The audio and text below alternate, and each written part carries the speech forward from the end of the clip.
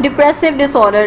Disorder जिसे हम depression भी कहते हैं, ये एक मेंटल हेल्थ कंडीशन है, मेंटल डिसऑर्डर है, जहाँ पे एक इंसान जो है बहुत ज़्यादा उदास और गमगीन महसूस करता है और वो एक लंबे अरसे तक ऐसा महसूस करता है। सो ये जो अरसा है उसमें काफ़ी महीने भी लग जाते हैं और काफ़ी हफ्ते भी लगते हैं, और ये जो सैडनेस है वो इतनी आसानी से नहीं जाती, इतनी आसानी से दूर नहीं होती। जैसे कि नॉर्मल लाइफ के अप्स एंड डाउन्स होते हैं, उसको इजीली इंसान मैनेज कर लेता है और उसमें से जल्दी बाहर आ जाता है, उसको डील कर लेता है, उसको उसके साथ कॉम्बैट कर लेता है। बट इस टाइप जिनको डिप्रेशन होता है वो इजीली उसके साथ कूप अप नहीं कर पाते और उनके लिए बहुत ज़्यादा मुश्किल हो जाता है। इवन कि वो अपने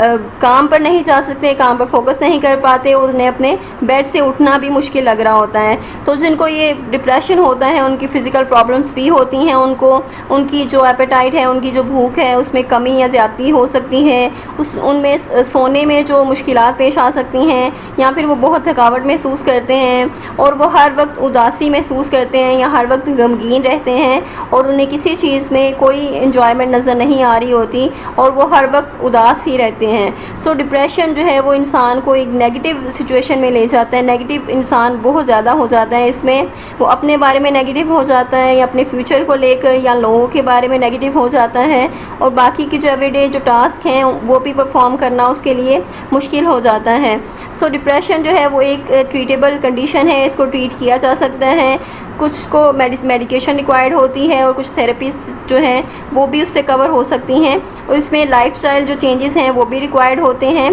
और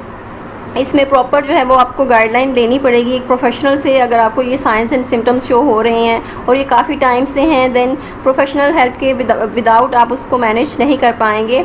सो दैट कि आप उसको जल्दी इजीली उसको कवर कर लें और जल्दी उस चीज़ से बाहर आ जाएं।